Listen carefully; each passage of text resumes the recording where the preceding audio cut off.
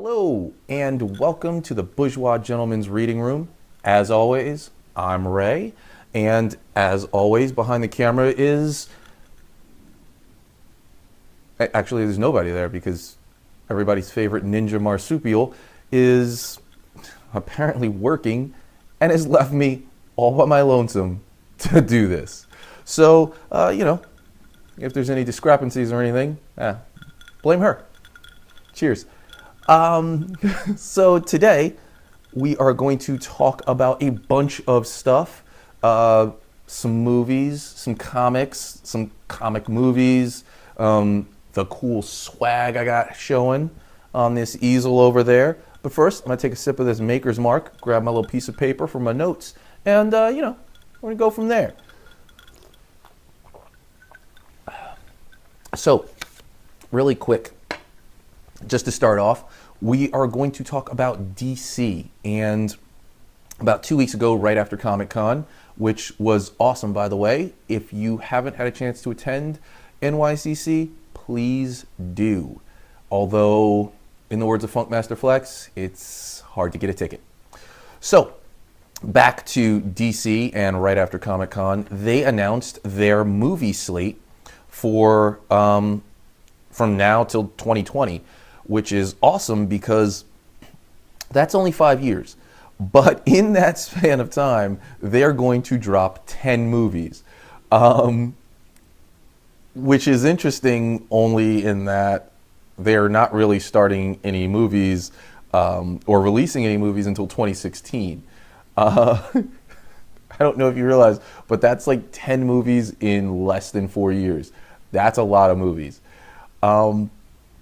And I don't know how many people out there in internet land listen to sports talk radio or listen to New York sports talk radio in particular, but up here in the North, they have a tendency to talk about teams like the Jets and the Mets a lot. And a lot of what they tend to say deals with the back page, which is usually the sports headline. Teams like the Jets and the Mets always do things for whatever reason as if they're competing with their older brother, like they're the redheaded stepchild of the city. You know, the Yankees will need a bat and they'll go out and get a home run hitter. Teams like the Giants, if they need a quarterback, they'll go get a quarterback.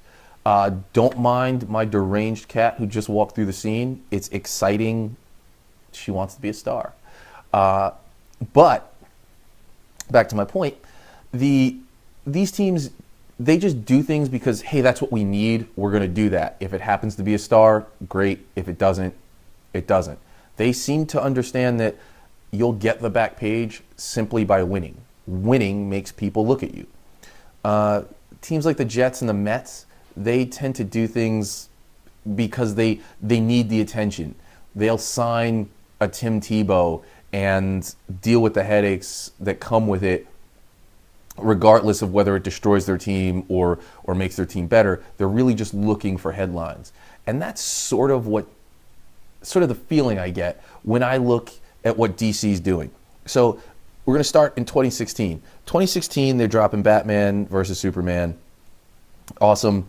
It sounds like a great idea. I mean, they did an animated movie basically like that, and World's Finest movie. It was fantastic. If you ever want to see, a prime example of why a Superman-Batman team-up could work, check out that. I think it's World's Finest, Superman-Batman. It's an animated movie, Paul Dini, yada, yada. Phenomenal.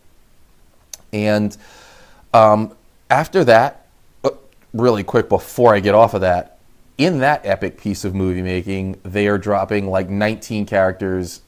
I have no idea who a villain's going to be. Does it even matter? There's like 4,000 superheroes in this movie. Who's going to get screen time? This movie's going to be a disaster.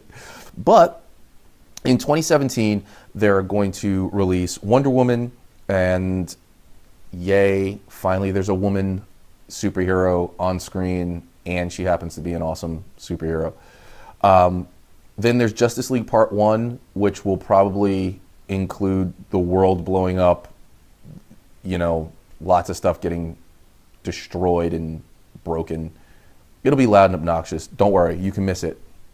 2018, they're going to do Flash and they're going to do Aquaman. 2019, Shazam, Justice League Part 2, whatever wasn't destroyed of the world in Justice League Part 1. In Part 2, they'll make sure that they get to it. 2020 is going to come, and they're going to release a Cyborg movie and a Green Lantern movie, which hopefully enough time will have passed to wipe the stink out of your mouth from that movie with Ryan Reynolds' abs. Which, by the way, I love Ryan Reynolds' abs, but let's be honest, that movie was awful. Back to my initial point about feeling like the redheaded stepchild or feeling like the younger brother. Look, movies are going to be around forever. They are. Whether it's video on demand, however you get your movies, there are always going to be movies being made. People like movies. It doesn't mean that they're necessarily going to be in theaters or whatever, but movies are always going to be around. So the battle is really, really long. You've got a long time before this war is completely won. But for all intents and purposes, Marvel's won movies. And they had a plan, and at the very least, they had an opportunity. They saw a chance to make movies, and luckily they made good, solid movies that were able to be tied together. Phase 1, if I'm not mistaken, the first 3 movies actually weren't supposed to lead into anything. They weren't supposed to be a phase. They were just supposed to make money and be good movies. And it just so happened to work out that way.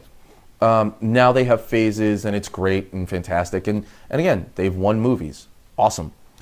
DC feels like, hey, in 4 years, we're going to drop 10 movies. It seems like you're reaching for headlines. Just think about Batman versus Superman. Wonder Woman's in it, if I'm not mistaken. Aquaman's in it. That's 4 superheroes right there.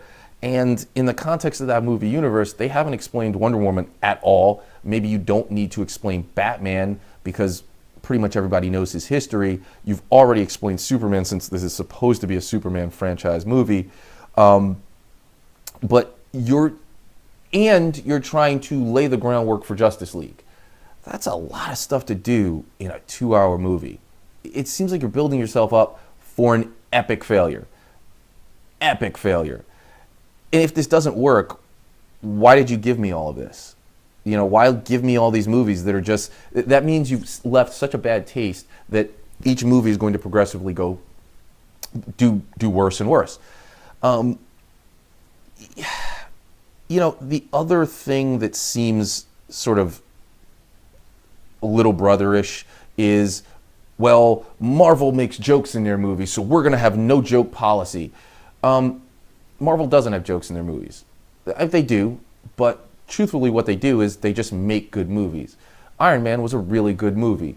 Iron Man 2, not so much, but it did what it needed to do. Captain America was a really good movie, and for what it was, the first Captain America, the Captain America First Avenger, it did what it needed to do in that it laid the groundwork for who this character was.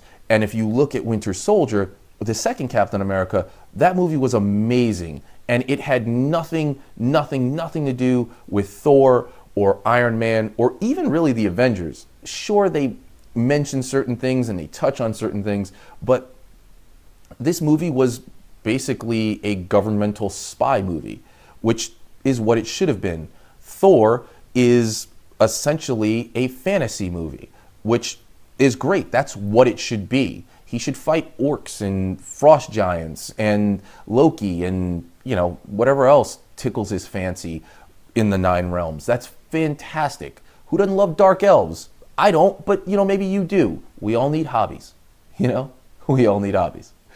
But they're all separate individual movies, and they're all movies that are well written and cater to that character. And much like the title, it takes the best parts of it and unites them into one. Here, DC seems like they're just looking for headlines. They're just looking to say, you know, we've got a super team too. We make superheroes too. You know, we make comics as well. And that's not how you go about making movies. That's not how you go about making successful franchises. Again, Iron Man is nothing like Captain America. I mean, I don't know how many people watched Iron Man 3, but a lot of people must have, because that movie made a boatload of cash. I know I did. I thought it was fantastic. I was impressed for a movie that did not have its title character in most of it. It really only had the Iron Armors in it until like what, the last 30, 40 minutes of the movie. It was phenomenal. I loved it. A lot of people hated it, you know, didn't like the Mandarin, but I thought it was a brilliant way to translate that character. And this isn't, you know, me just standing on a soapbox, you know, kissing Marvel and Disney's ass. But if you want to throw me a check, I'm here, and I love you. But they just go out of their way to make solid movies and build upon each success. DC, on the other hand, seems like they're just making a mess. I mean, 2020, you're releasing a Cyborg movie. Does anybody really care? Really? I'd just as soon see you do a successful reboot of Green Lantern. Just because the stink of that last one is still semi-fresh in my mind, you know what'll wipe that away? Winning. The Yankees didn't make the playoffs the last 2 years. If they turn around and win the World Series next year, nobody's thinking about these last 2 seasons. No one. You know, you're just not. The Giants have 2 Super Bowls, I think, in the last 7 years. The other 5 years, they didn't make the playoffs. Nobody thinks about those years. You know what they think about? The Giants have 5 Super Bowls. They're a successful franchise. Winning makes you forget a lot of stuff. And to this point, you know, you're not, and I'm going to throw this in and we'll probably touch on it a little bit later, but, you know, Wonder Woman's the next movie that's supposed to come out. And honestly, it's been, what, 60 years of comics as we know them with superheroes. There's yet to be a female superhero, a female-centric superhero movie. And with any kind of strong, you know, character or anything like that, you know, any kind of really strong, good writing, any kind of success or anything like that. And for you to throw her in after Batman, Superman, I feel like you're doing her a disservice. I feel like you're setting her up to fail, and you're setting every other female superhero character, you're setting them up to fail. And that's really, really just a sad, sad scene, given the fact that she really is a great character with a great following. There's a reason she was used on magazine covers during the women's liberation movement. Well, not women's liberation movement, but sort of the sexual revolution of the late 70s. Women's liberation movement. What am I talking about? That was women's burning their bras and asking for the right to vote. I don't know. Forget I said that. But to that point, she has a strong following. You could bring a lot of people in. People are looking for that movie. There's no reason to do her the disservice of just sort of shoehorning her into Batman versus Superman and then squeezing her into a movie that's going to come out after that debacle. But hey, those are my 2 thoughts. DC, stop trying to win the back page and just make really good movies. And trust me, people will forget the debacles of the past. People won't even worry about, you know, what Marvel's doing. There's enough seats in enough movie theaters for us to watch every movie, honestly. There really is. So just make good movies and you'd be amazed at how many people show up to watch them. Well, that's my 2 cents for right now. I'm going to be back and we're going to talk about, actually, NYCC. And hopefully you stick around. Enjoy.